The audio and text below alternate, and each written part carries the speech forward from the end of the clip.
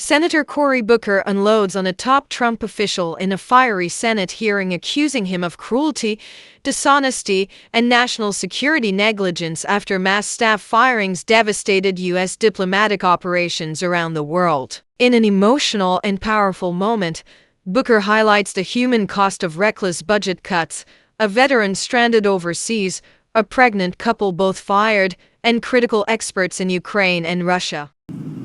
We literally are giving tax cuts to billionaires and racking up the biggest deficits in my lifetime under this leadership that does not have fiscal responsibility. And the best demonstration of that is allowing millions of pounds or thousands of pounds of food that were supposed to save the lives of thousands of human beings, paid for by taxpayers, to spoil on docks.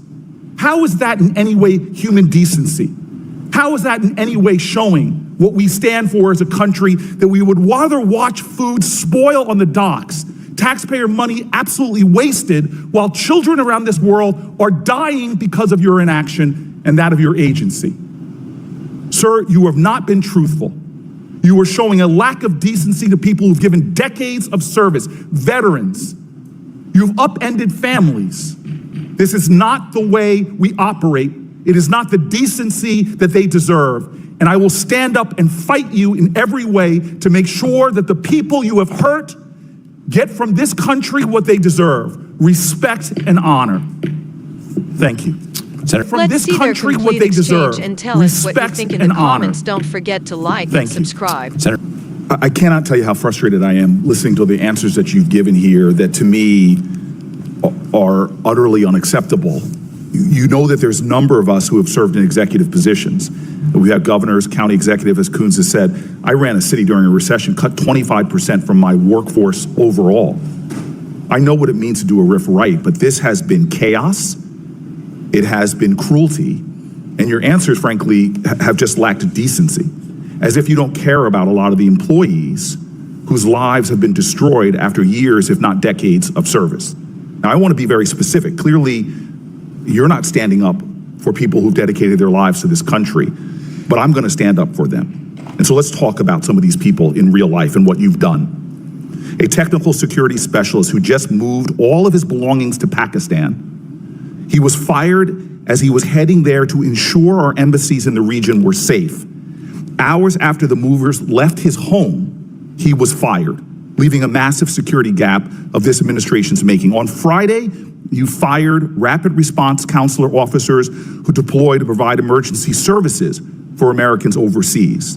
The rapid response officers you fired were both actively deployed, leaving one stranded in Colombia and the other in Ankara without access to their emails or phones and without plane tickets home. The cruelty continues.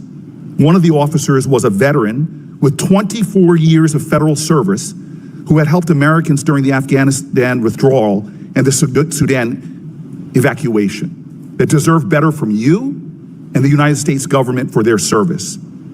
At a time that there's a hot war in Ukraine, and President Trump is claiming to try to foster a peace agreement between Ukraine and Russia, you fired the only Ukraine intelligence analyst and Russia analysts in the Intelligence and Research Bureau. You fired the executive director of the National Authority for Chemical Weapons Convention while we are trying to get the new government in Syria to locate and destroy remaining stockpiles of chemical weapons that threaten the security of that region and us. You fired human trafficking experts, including everyone with human trafficking experience in the Middle East, North Africa, and South and Central Asia, as if that is not an urgent crisis amongst humanity and for this nation. Apart from the national security implications of all of these firings, despite the cruel way that you guys executed them, the human toll is also staggering. One of the human trafficking experts you fired, showing the level of cruelty of your actions, has a wife who was just fired by USAID. She's pregnant. And now he just got fired as well. Two people trying to start their family with no income and now even their health insurance in limbo, who gave years of service to this country. You even fired all the staff at the Office of Casualty Assistance who are charged with repatriating fallen State Department personnel and their families, including those working on behalf of employees killed in the Benghazi attacks. We have a solemn and sacred duty to bring home bodies of American citizens who die while serving their countries and helping their and help their families. Every major corporation I know, we've talked about business sector, knows that the most valuable thing they can do is get a pipeline of talent and personnel. I've talked to CEOs who've told me they spend between 25% and a third of their time recruiting talent, but despite telling us that the recruitment office would face no cuts, on Friday you fired the entire recruitment division, lying to us and eliminating that pipeline of talent. To the civil service and foreign officers who are watching this right now, hoping they can get some justification for the chaos you've created, for the cruelty you've put into place, for the lack of decency, I'm going to tell those folks right now that we are going to stand up for each and every one of those folks and fight for them at a time that China is doubling down on their investments in diplomatic corps, trying to fill every void that we create. You are devastating our corps, hurting Americans, undermining our sacred mission as well. And again, I don't trust you, Mr. Regas. Yesterday you said no one in Council Affairs would be fired. That's false. Over 100 Council Affairs officers were fired. Again, you said no one with overseas assignments would be fired. That also is not true. I have examples of employees riffed all over this country who've had orders in hands. And we were told no diplomatic security agents would be fired. And again, not true. We are the United States Senate. We have an obligation for oversight, and you showed over the House hearing that even your statements lack veracity. I'm telling you right now, we are in a crisis in this country. If you won't come here and represent facts, and to demonstrate that cruelty, to demonstrate the level of chaos and lack of decency of this administration, all of these cuts are being done in the name of saving taxpayers' money, but we're not doing that. We literally are giving tax cuts to billionaires and racking up the biggest deficits in my lifetime under this leadership that does not have fiscal responsibility. And the best demonstration of that is allowing millions of pounds or thousands of pounds of food that were supposed to save the lives of thousands of human beings, paid for by taxpayers, to spoil on docks. How is that in any way human decency? How is that in any way showing what we stand for as a country, that we would rather watch food spoil on the docks, taxpayer money absolutely wasted, while children around this world are dying because of your inaction and that of your agency? Sir, you have not been truthful. You are showing a lack of decency to people who've given decades of service, veterans. You've upended families. This is not the way we operate. It is not the decency that they deserve. And I will stand up and fight you in every way to make sure that the people you have hurt get from this country what they deserve: respect and honor. Thank you. Senator Shaheen. Can I respond to that? Yes, you may. I am deeply distressed by everything you just said. I'm distressed by everything you've done, sir. I've watched you lie to this committee. I've watched you lie on the House side. You did not. I'm sorry, sir. If you were here when I addressed Senator Merkley on that consular affairs statement, I told him immediately after that, the next sentence after that in my House testimony, I What about the other lies that I've said? I've pointed out. What about the other lies? Diplomatic. You want to go through them one by one? Diplomatics, sir. Mr. Chairman, can I respond to the question? You may respond. We did not let go any diplomatic security personnel that were engaged in law enforcement functions. We did not let go any consular affairs personnel who were engaged in adjudicating passports. Mr. Chairman, can I answer the question, please? This is outrageous. Senator Brooke, could you please let... Sir, what is outrageous is your behavior. So I will tell you, we gave humanitarian exceptions. Senator, please let Mr. Regas respond. Thank you, Mr. Chairman.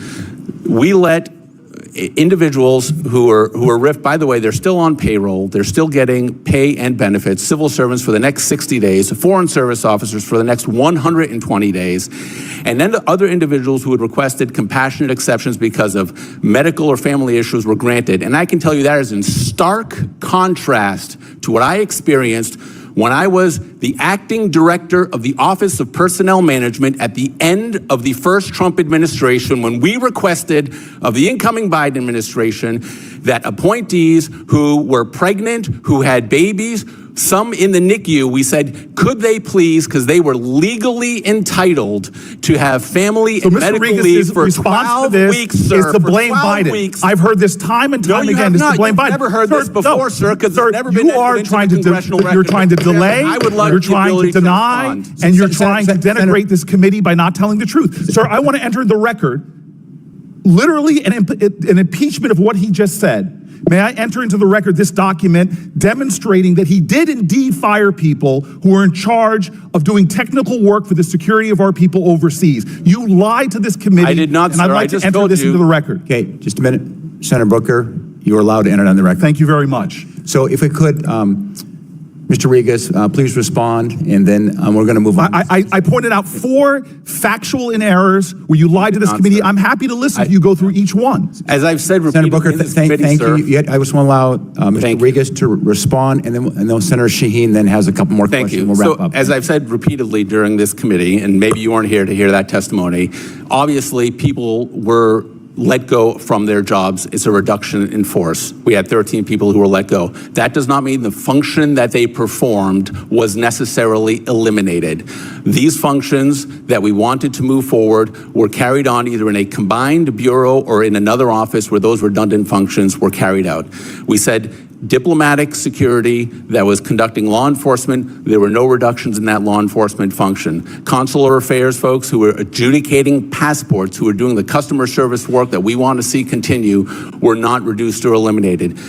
People who were in domestic positions is where these reductions in force were done. But sir, he's contraventing his own territory. You said that's regrettable, that there were at least 200 people that you at least showed some shred of decency. I'm saying it's regrettable. Look, no one wants. So you've made mistakes. No, I'm saying, sir. So you have made mistakes. There have what I'm made no expressing, mistakes, sir. You're literally saying you've made no mistakes.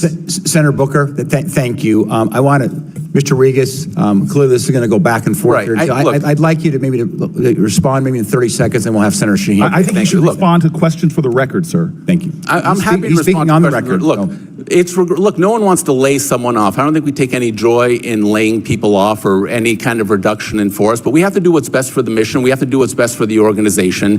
The department has grown by 20,000 people since 2008. We're literally we let go 1,300 people. Every single one of those is hard for those individuals, for their families. You know, I've experienced unemployment in my life. I know what that's like. It's not